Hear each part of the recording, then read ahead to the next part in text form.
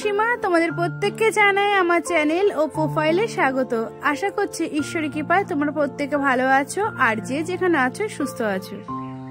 আর আজকের ব্লগটা আমি কিন্তু খুব সকাল থেকে শুরু করছি না, ওই ধরো 11টার পর থেকে শুরু করছি। তাহলে দেখতে থাকো আর আমার সঙ্গে চলো। আর যদি ভালো লাগে তাহলে চ্যানেলটিকে সাবস্ক্রাইব করতে একদম ভুলো না। আর যারা ফেসবুক প্রোফাইল থেকে দেখছো তারা একটু ফলো করো। তাহলে চলো, আজকের রান্নাটা কিন্তু শুরু করলাম চিংড়ির মালাইকারি দিয়ে।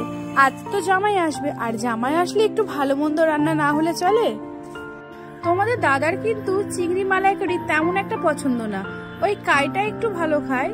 আর আমার কিন্তু বেশ ভালো লাগে গো, খুব ভালোবাসি আমি চিংড়ির মালাইকারি। আর তোমরা কে কে ভালোবাসো তাড়াতাড়ি কমেন্ট করো। এই দেখো, তোমাদের সাথে গল্প শুরু করলে কখন যে বেলা যায় কিছুই বুঝতে পারি না। গল্প করতে করতে আমার গলদা চিংড়ির মালাইকারি রেডি। কেমন লাগছে দেখতে? ভালো লাগছে?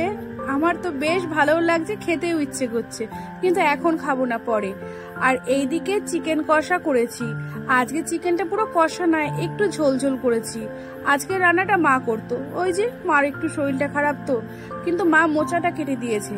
মোচা কেটেই বললো শরীরটা খারাপ, ভালো লাগছে না, আমি একটু ঘুমোতে গেলাম।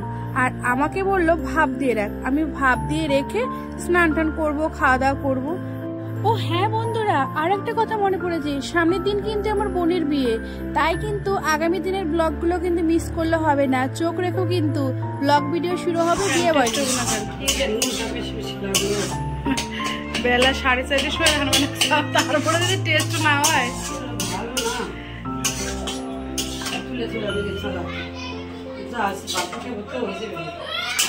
খাইবো তো রাত্রে, অসুবিধা না, অনেক কিছুই রান্না হয়েছে। বলো তোমার কি খেয়েছো তোমরা?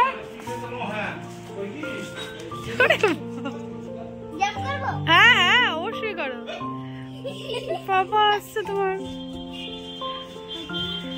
ছাদটা ঘেরে না, যাস না তোরা, তাহলে তুমি একদম যাবে না। কথা শুনতে হয় বড়দের কথা। না খেলা করো তোমরা, বসে থাকি তোমার পাপার জন্য। রে মায়ের বরমশাই কামি, কিন্তু আমি তো বাইরে ভিডিও এডিটিং করছিলাম, আমি আর দেখতে পারলাম না। এ আর কি করবো, পুরোপুরি ঘরে ঢুকে গেছে, এখনই ক্যামেরা করলাম। আর এসেই তো বলছে সোশ্যাল মিডিয়ার লোক তুমি, তোমাকে কি পাওয়া যায়, কি যে বলো না। আরে সবকিছু তো সংসার সামলিয়ে করি বলো।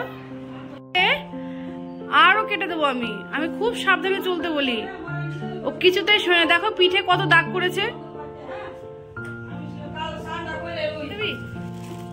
দাঁড়িয়ে আছিস, দাঁড়া দেখি। হয় কালাকাদ এনেছে, কালাকাদ অবশ্যই দেবো, বাবাকে দেবো না সবাইকেই দেবো। এত কথা বাবা, তুমি নাও নাও তুমি। ঠিক আছে তাহলে পরে খেও। কে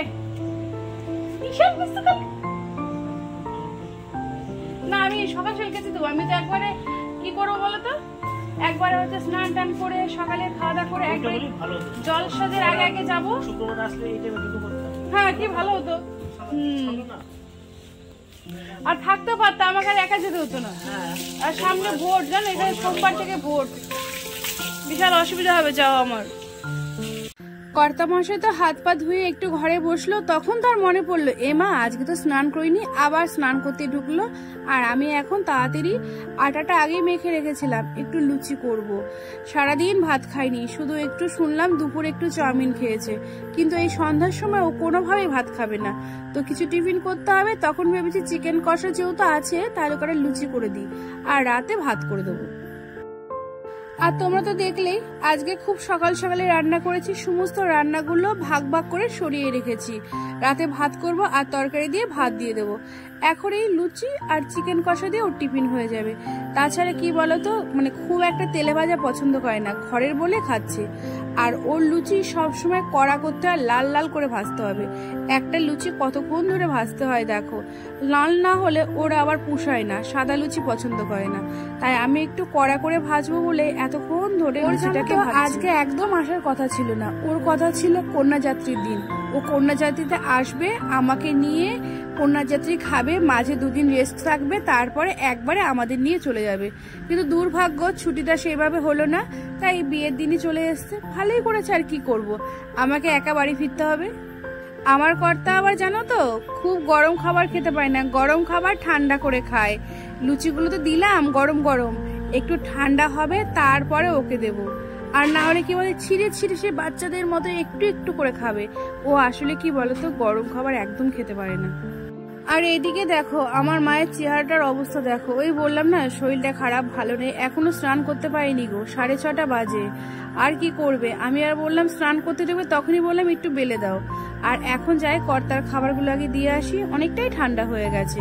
ওকে দিলাম, দেওয়ার পরে বাকি লুচিগুলো ভাজলাম। মা স্নান করতে চলে গেল, মেয়েটাকে বললাম খেতে, মেয়েটা খেলো না। এবার আমি নিয়ে বসলাম, 3টে লুচি নিয়ে বসেছি। দেখেছো ফুটো পাটায় কথা বললে খুব সাউন্ডে প্রবলেম হয় আমার। তেলে ভাজা ইদানিং আমিও কম খাচ্ছি, অভ্যাস করছি। খাওয়া দাওয়ার একদম বিশৃঙ্খলা জীবনযাপন হয়ে গেছে আমার। তাই 2 পিস লুচি নিয়েছি, একটু কাই নিয়েছি, একটা আলু নিয়েছি। তাহলে সন্ধ্যার সময় খেয়ে নি। তোমরা কে কি খেলে একটু কমেন্ট করে বলো, আর দিনটা কেমন কাটলো আজকে সেটাও কমেন্ট করে জানিও। তাহলে বন্ধুরা আজকের ব্লগটা না এখানেই শেষ করছি, আর লং করছি না। তোমরা সকলে ভালো থেকো, সুস্থ থেকো, আর সাবধানে চলাফেরা করো। আর আগামী দিন তো আমার বিয়ে বোনের বিয়ের ব্লগ আছে, সেটা তো অবশ্যই শেয়ার করব। আর তোমরা কে কোন বিয়ে বাড়িতে গেছো না গেছো একটু কমেন্ট করে জানিও। আচ্ছা তাহলে আসছি, তাহলে আজকের মতো টাটা, বাই বাই।